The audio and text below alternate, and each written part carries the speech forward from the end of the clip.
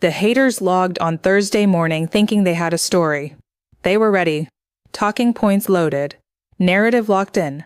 They were going to point at Indian Wells, at the Linda Noskova loss, at that 6-2, 6-0 scoreline, at the kind of afternoon that happens to every player eventually, but hurts more when the whole world is watching.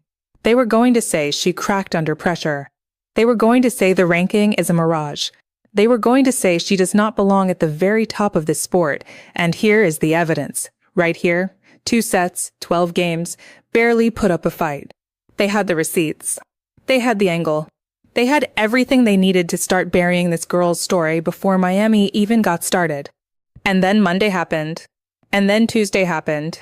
And by Wednesday, by the time the photos spread across every Filipino group chat on Earth, by the time the Miami Heat's social media exploded, by the time the Broken Racket's red carpet gallery went everywhere and showed the world exactly who was standing in the most exclusive room at the most glamorous party of the entire tennis calendar, the haters had nothing.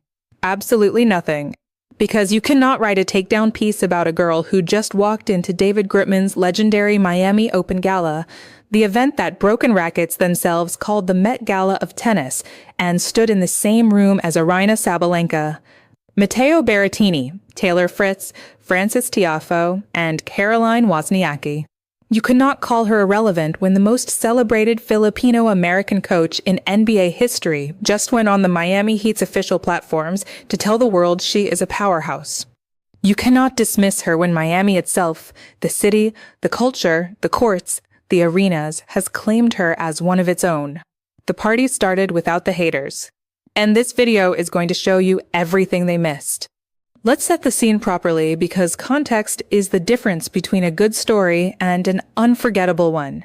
It is the week of March 16th, 2026. The Miami Open is days away from beginning at Hard Rock Stadium in Miami Gardens, Florida. One of the most glamorous stops on the entire ADP and WTA calendar, defined by South Florida's vibrant culture, its 5-star hospitality, its celebrity pull, and a city that does not do anything quietly or halfway. This is not just a tennis tournament. This is 2 weeks of sport and spectacle and South Florida heat wrapped inside one of the most culturally electric cities on the American map. Every player wants to be here. Every brand wants their logo in frame. Every celebrity wants a courtside seat. And into this world walks Alexandra Eala, world number 29, the 31st seed, the girl who 12 months ago arrived at this exact tournament as a wild card ranked approximately 140th in the world. Within 72 hours of touching down in Miami, she had been to the Met Gala of tennis. She had been to the home court of an NBA dynasty. And she had been publicly declared a powerhouse by one of the greatest coaches in professional basketball history. Tell me the last time a 20-year-old tennis player had a week like that. You cannot, because it has not happened before. Let's start with Monday, March 16th, Kaseya Center, home of the Miami Heat. Alex Eala visited the arena where she reunited with Miami Heat head coach Erik Spoelstra, the very same man who guided the Heat to back-to-back NBA championships in 2012 and 2013. The same man who added a third ring in 2020, the most decorated coach in Miami Heat franchise history and the first Asian American head coach to win an NBA title. The first in the entire history of the league. And on this particular Monday, the same day Spoelstra notched his 700th career coaching victory as Miami defeated the Charlotte Hornets, he made time for Alex Eala. The Heat documented it. They filmed the reunion, edited it into a feature video, and posted it to their official platforms with a caption that the Filipino internet has not stopped sharing since. Just 2 powerhouses repping the Philippines at the highest level. 2 powerhouses. The word choice matters enormously. Not 2 rising stars. Not 2 proud Filipinos doing their best. Powerhouses. The Miami Heat, one of the most commercially sophisticated franchises on the planet, a social media operation that understands precisely what every word they publish signals to the world, chose the word powerhouses for an NBA championship coach and a 20-year-old tennis player who has not yet won a Grand Slam. Because that is what they are. That is the honest, unvarnished truth of what these two people represent right now. Spoelstra is the first Asian American head coach to win an NBA championship. Eala is the first Filipino woman to crack the WTA Top 30, the first to reach a WTA 1000 semifinal, the first to defeat a top 5 player as a wild card. Two Filipinos, both firsts, both standing in the same arena on the same day. And the Miami Heat said, "These are our people." Think about what that means to a 17-year-old girl growing up in Quezon City right now, watching this on her phone, racket propped against the wall, dreaming of a future that feels impossibly far away. Think about what it means to see the greatest Filipino-American sports figure in American professional history standing next to the greatest Filipino tennis player who has ever lived, and the biggest basketball franchise in South Florida calling them both powerhouses. That image does not just inspire. It reconfigures what people believe is possible. Their connection actually began back in 2023 when Eala, just 17 years old and ranked outside the top 150, attended a Heat game for the first time in her life. She posed for photos with Spoelstra and Heat star Bam Adebayo. That night happened to coincide, by complete coincidence, with one of Spoelstra's career milestones at the time. She was 17, outside the top 150, spending her evening at an NBA arena watching a champion coach hit a milestone, not knowing that 3 years later she would be standing in that same arena ranked inside the top 30, preparing for the most important tournament of her career so far, and the Miami Heat would be building tribute content around their reunion. 3 years. From outside the top 150 to world number 29. From a teenager watching her first NBA game to a professional tennis player that an NBA franchise uses to connect with its audience. That is not a journey. That is a metamorphosis. And the people who have been calling it luck for 12 months are running out of calendar to keep explaining away 3 years of documented, measurable, sustained ascent. But Monday was just the opening act. Because what happened when the tennis world's most exclusive social event opened its doors for the Miami Open pre-tournament celebration is where this story becomes truly spectacular. David Grootman. If you do not know that name, you need to. He is Miami's most powerful hospitality entrepreneur, the man whose venues define South Beach, whose events set the temperature for the city's entire social calendar, whose parties are not attended, they are granted. You do not buy a ticket to David Grootman's world. You are selected for it. And the guest list he assembled for this year's Miami Open celebration was, by any reasonable measure, the most extraordinary gathering of tennis royalty that South Florida has ever seen under one roof. Aryna Sabalenka, world number 1, defending Miami champion, was there. Grigor Dimitrov was there. Taylor Fritz was there. Francis Tiafoe was there. Matteo Berrettini was there. Paige Lorenz was there. Marta Kostyuk was there. And Caroline Wozniacki, former world number 1, Grand Slam champion, one of the greatest players of her generation, was there. This is the room. This is the company. This is the absolute A-list of professional tennis gathered in South Beach for the most exclusive event of the entire Miami Open calendar. And Alexandra Eala was there. Broken Rackets captured the highlights and posted them with a caption that landed like a thunderclap across the tennis internet. The Met Gala of tennis. Miami Nights, curated by the one and only David Grootman. The Met Gala. That is the comparison they chose. The most famous, most photographed, most culturally significant social event in the world, used as the benchmark for the party that Alex Eala attended this week in Miami. Now let's take a moment to appreciate the poetry of this. Because 12 months ago, exactly 12 months ago, Alex Eala was a wild card ranked approximately 140th in the world. She did not have a seed. She did not have a first-round bye. She arrived at Miami 2025 as a storyline nobody had written yet. And the establishment, the same players and coaches and industry figures who were inside this gala this week, looked at her ranking and expected her to appear quietly on a small outer court and disappear after 2 rounds.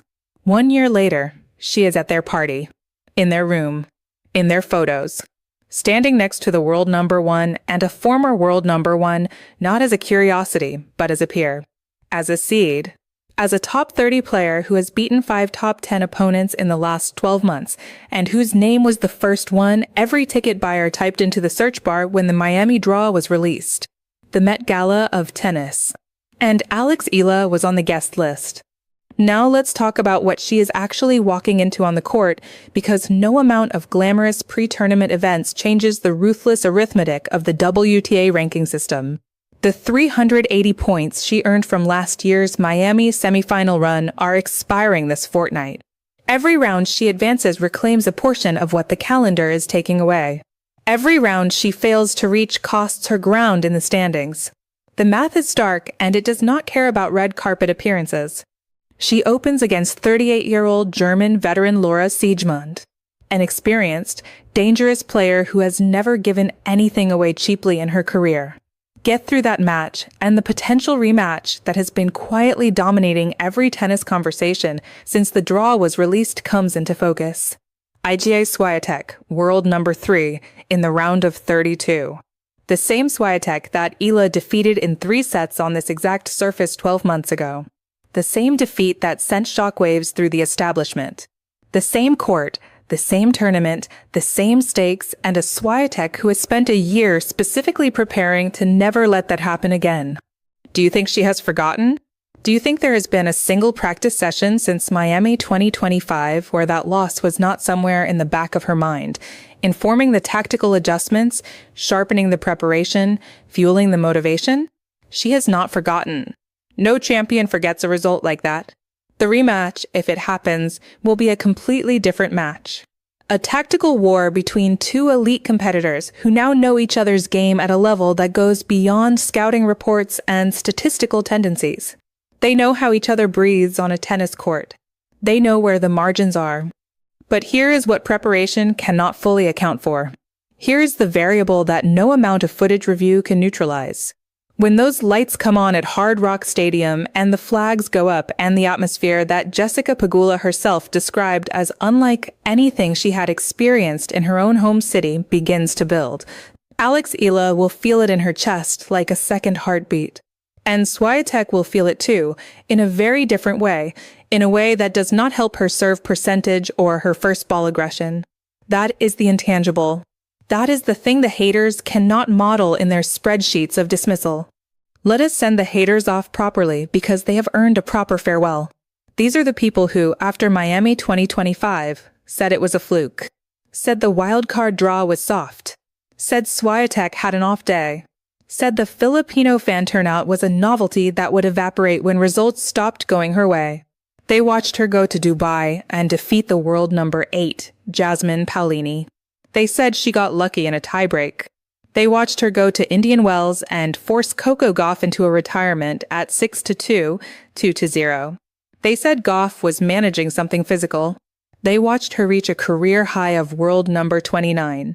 They said the ranking was inflated. And this week, while they were composing their next dismissal, while they were sharpening their next think piece about why the hype is overblown and the ceiling is lower than everyone thinks, she was standing in Casilla Center with Erik Spoelstra. She was walking the red carpet of the Met Gala of tennis. She was photographed alongside the world number 1 and a former world number 1 at the most exclusive event of the entire Miami Open calendar. The Miami Heat said it plainly. Just 2 powerhouses repping the Philippines at the highest level. Powerhouses. Not prospects. Not lucky stories that happen to go viral. Powerhouses. And the envy, the specific, suffocating, impossible to conceal envy that comes from watching someone you dismissed receive everything you told them they had not earned. That envy is sitting in the haters' throats right now like something they cannot swallow and cannot spit out. Because you do not get invited to David Grootman's World by accident. You do not get a tribute video from the Miami Heat by accident. You do not get a first-round bye as a seed at a WTA 1000 tournament by accident. You do not get called a powerhouse by a 3-time NBA championship coach by accident. You get those things by being exactly what Alexandra Eala is. The best Filipino tennis player who has ever lived. The player who walked into this city as an unknown and walked out as a phenomenon. The player who turned the desert courts of Indian Wells into a midnight crowd experience.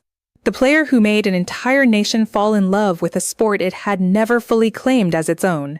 The player who showed up to the Met Gala of tennis, stood in the room with the world #1, and looked like she had always belonged there. Because she has always belonged there. Miami just finally caught up to what the Philippines already knew. World number 29. Seated. Red carpet. NBA powerhouse cosign. A draw that could put Swiatek in her path before the second week even starts. Miami 2026. Her tournament. Her city. Her moment. Go ahead, Alex. The whole world is watching. And this time, nobody is surprised. If you're following every step of Alex Eala's Miami campaign, hit that like button and subscribe. The draw is live, the red carpet has been walked, the haters have logged off, and this story is just getting started. The next video breaks down the Siegemund match and everything that is at stake in the round of 32. You do not want to miss it.